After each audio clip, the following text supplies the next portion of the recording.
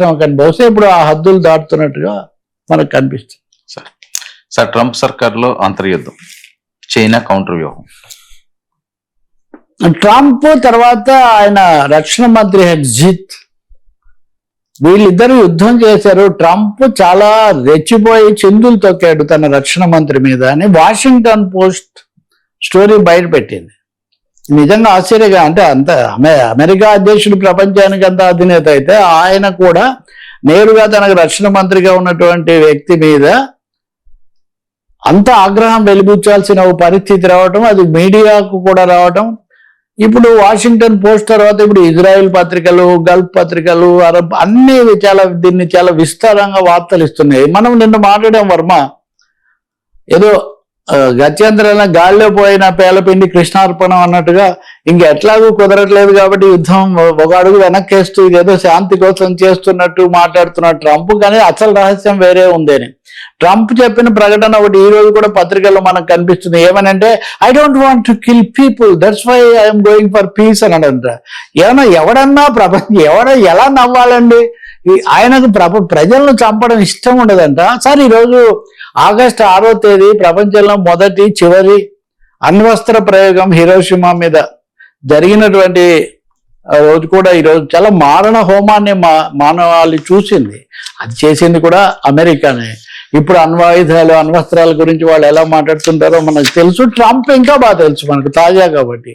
అలాంటి ట్రంప్ తనేదో శాంతి కోసం నేను దీనికి సిద్ధపడ్డానని చెప్తే అది ఎలాగో జరగట్లేదు, ఇరాన్ ఒప్పుకోవట్లేదు.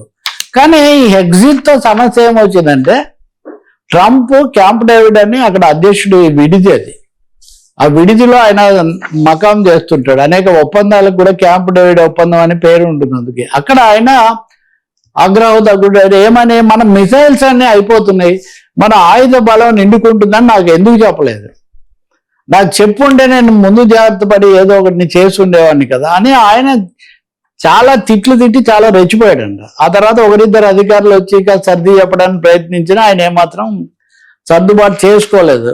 అది అయిన తర్వాత లేదండి నేను చెప్పామంటారు వీళ్ళు. అంటే దుస్సాహసం చేశాడు ఫస్ట్. ఇప్పుడు ఇక్కడ దాడి కాకుండా తన ప్రజల్లో రేటింగ్ పడిపోవటం కాదు, రక్షణ మంత్రి అడ్డం తిరుగుతున్న ఒక పరిస్థితి, అది అంత మీడియాకు కూడా ఎక్కుతున్న పరిస్థితి మనకు ట్రంప్ దగ్గర కనిపిస్తుంది. ఇప్పుడు రక్షణ నిపుణులు చెప్పే మాట ఏంటంటే, ఆయుధాలు అయిపోయి ఇరాన్లో యుద్ధం ఆపటం కాదు, కొన్ని సంవత్సరాల పాటు భారీ యుద్ధాలు చేయాలంటే ఆయుధాలు సమకూర్చుకోవడం, ముఖ్యంగా మిసైల్స్ రకరకాల పెద్ద సమస్యగా ఉంది, వ్యూహాత్మకంగా లేకపోవడం వల్ల ఈ పరిస్థితి వచ్చిందని చెప్పి కథనం. ఇది చాలా సంచలనం కలిగిస్తుంది అంతర్జాతీయంగా. రెండో, ట్రంప్ అంతకంతకు గ్రిప్ కోల్పోతున్నాడు తన అడ్మినిస్ట్రేషన్ మీద అనేది కూడా వస్తుంది. దాంతో వెంటనే మరికొందరు అధికారులు వచ్చి లేదు మేము అక్కడ ప్రత్యక్ష సాక్షులుగా ఉన్నాము, ప్రెసిడెంట్ అలా ఏం చెప్పలేదు, ఆయనకు ఎగ్జిట్ మీద చాలా విశ్వాసం అని కవరప్ ఆపరేషన్ అది కూడా మొదలు పెట్టారు. బట్ విషయాలు మటుకు అక్కడికి చేరాయి. సో ఇలాంటి సమయంలో మిగతా వాళ్ళు కూడా బిగించడం మొదలు పెట్టారు. ముఖ్యంగా ఇరాన్ ఒమన్తో ఒప్పందం చేసేసుకుంది, హార్మోజులో మేం కలిసి వ్యవహరిస్తాం ట్రంప్ ఏదైనా కానీ, ఒమన్తో పాటు ఇతర గల్ఫ్ దేశాలు కూడా ఇరాన్తో ఒప్పందానికి వస్తాయని. మూడో వైపున చైనా అమెరికా మీద తీవ్రమైన ఆంక్షలు విధించింది. ఇప్పుడు ఆంక్షలు అంటే మా మీద మీరు టారిఫ్లు వేస్తున్నారు, మామూలు చాలా రకాలుగా. సెప్టెంబర్లో చైనా అధ్యక్షుడు షీ జిన్పింగ్ అమెరికాకు పోతున్నారు. సెప్టెంబర్లో మీరు పోతున్నప్పుడు ఆగస్టులో ఇవన్నీ పెడితే ఇబ్బంది వస్తుందేమో అని కొంతమంది చెప్పినప్పటికీ సమస్య లేదు. ప్రపంచంలో ఇలాంటివన్నీ కూడా చేసుకుంటూ హార్మోజ్లో చెలగాటమాడుకుంటూ పైగా భారత్ మీద మా మీద టారిఫ్లు విపరీతంగా పెంచుతున్నప్పుడు మేము ఎలా ఒప్పుకుంటామని, ముఖ్యంగా డ్రోన్ టెక్నాలజీ ఎగుమతి మీద చైనా ఇప్పుడు ఆంక్షలు పెట్టింది.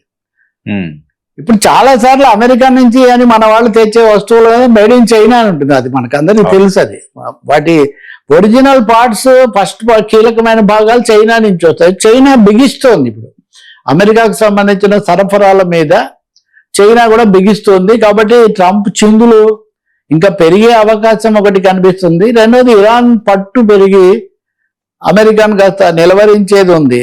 Last but not least, Israel Trump మాటలతో మాకేం సంబంధం లేదని ఒక ప్రకటన చేసింది.